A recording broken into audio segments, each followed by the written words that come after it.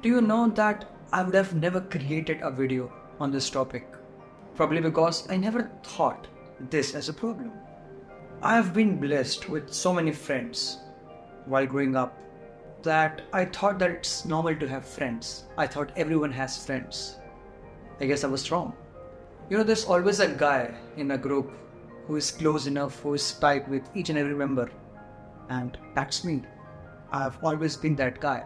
So I grew up with this mentality that everyone has friends. Turns out I was wrong. That is because I had a wrong definition of friendship back then. I always believed that friendship means hanging out together, getting drunk, smoking up, taking trips together, which is true. But there are a few more factors that really matters. What do you say about your friends behind their back? Whenever they achieve success, does that make you happy or does that make you jealous? What do you wish about them? I know that friendship means spending time together, but there is one factor that really makes a huge difference. Whenever you think about that friend, does it release positive energy or negative energy in you? Or does it release positive emotions or negative emotions inside you? Let's try this now. Think about your friends.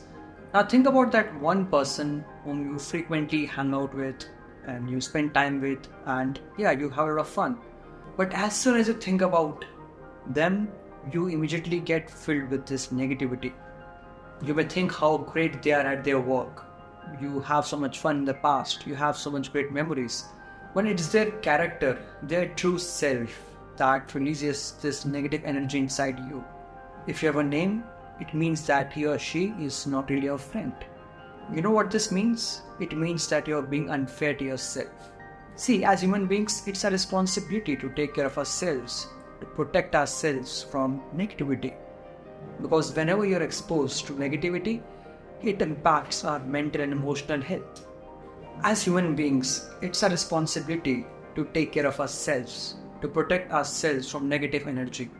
And we can do that by spending time with people who bring joy and love and peace inside us, rather than hate and resentment. And so whenever you are exposed to these people, it impacts your emotional and mental health.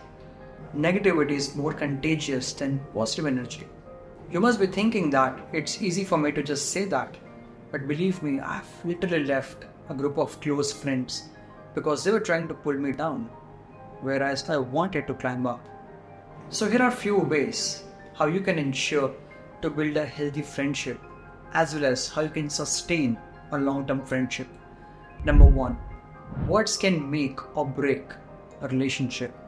If there is one thing that I've literally taken care of since forever, it's that I never use negative or wrong words for any of my friends. And I've always made sure that the words I use around them help them grow and provide them a safe space. How many of you have those friends who try to mock you down in front of other friends, who insult you so that they can be a bigger person there, right? I'm sure you have a name.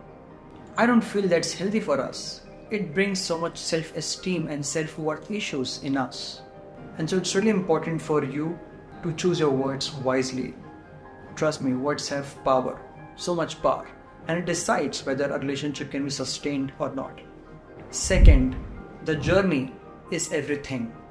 It means that what kind of life are your friends creating for themselves? Does it match your values? Does it match your goals? Does it match your ambitions? It's been rightly said that life is not what you're wishing to live, but what you're living at the moment. So if your friends are alcoholic, if they're into too much drugs, if they're into substance, maybe they're not the right friends for you. Because as I said, that our environment is contagious. Because whenever you will hang out with these people, they will always bring you down to their standards. So if they don't value what you value, could be hard work, could be a purpose, friends, family, love, then you should really consider being friends with them. Third, saying too much no weakens your bond. I know you probably hear this everywhere and you read this everywhere that say no, saying no is important for your career, for your success, which is true. But I've realized over the years that it does not work well when it comes to friendships. If you say too much no to your friends, soon you won't be in the priority list if there is something like that. So here is what happens. Whenever you say no frequently to your friends, they feel that you always want to hang out with them according to your convenience, which is not a good sign. And so you have to make sure that you are giving your time to them. Time is all we have. That's how you build a bond. That's how you build trust, right? By spending time with them, by having a meaningful conversation with them, by hanging out with them. Relationships require efforts, and giving time to them counts as an effort. So you really have to go out of your way to maintain these friendships. So if you're saying too much no to them, see if you can incorporate a little bit yes for a while, because trust me, it will go a long way. Fourth, confrontation is underrated. If there is one thing that we are equally bad at, it's confrontation. It's a problem with majority of us. So if you have problems with your friends, which is kind of consistent, and you're not confronting them at all, be prepared that this friendship won't work out. So if you really care about that friend, and if you really have to make it work, you have to step out of your comfort zone and confront them. I know it's uncomfortable, but that's how you incorporate trust and deepens your bond. So if you have a problem with someone, confront them. Now, if they react or they respond, that will help you decide if they deserve you. Let me tell you my example. So there was this friend in my group who always body shamed the entire of us. It really bothered me, and that friend is really close to me since so many years. We're kind of childhood friend. Me and my friend, we decided that, you know what, this is really impacting our friendship. Let's see if we can confront him, and it might save the relationship, because we were kind of holding this grudge against him. And so we confronted him. It was uncomfortable for us, because if you're hanging out with someone for so many years, you kind of feel that, you know what, I don't feel really comfortable. We did it anyway. And instead of responding, he kind of reacted. And it helped us realize that, you know what, we'll just keep giving our energy and time to it. And even if we develop this resentment, it's fine, because we knew that it won't work out. So be prepared to confront, because it's gonna open so many doors of truth to you. If they respond, great. If they react, you know what. Fifth point, support them with their professional life. If there is one insecurity that we all have, it's a career, it's a professional life. If there is one biggest fear that all of us have, it's fear that we'll be successful or not. It's that fear that what if we don't make it? It's the fear that what if we just got stuck to this average life? It's this fear that what if we are never good enough at what we do? And so whenever it comes to our work, our career, we all have this fear inside us. We all have this insecurity inside us. And so if you help your friends with their professional life, trust me, that's the best thing you can do for anyone. That's how you build meaningful friendships. You know, I met this group of people in pandemic a few years back, and now they are my closest friends ever. Now, how was it possible?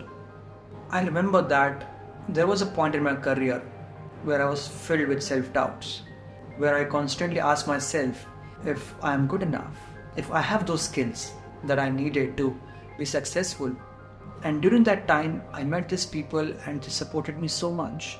I was making videos, they were actors in it, they were taking out time for every single thing, and it made me realize that they are good people and they are good friends. And I started being same for them. And it was a bond that I realized that we all are insecure deep inside when it comes to our work. And so if you have those friends that are ready to push you, motivate you, inspire you to become good at what you do, and most importantly, who makes you believe that you can do it, there are no chances that you will ever let them go. So try to understand this point and look around. If you have those people, it's okay if they don't meet you frequently, but whenever you need them, whenever you need that push and they are there, you are lucky enough. At last, I just want to say that we are social animals. So we need that for our survival. And so friendships are a rare bond. It's different than a family, it's different than our partner. And so if you have those people, you can always build these social skills. Because that's where people go wrong. People think that, you know what, I am like this. So if you can accept me, great. But that's not how it works. If you really want to build meaningful friendships, you gotta learn social skills. And you can totally do that. Because in the end, it's worth it. You will be having friends for life. As I said, not everyone has that. Thank you so much for watching.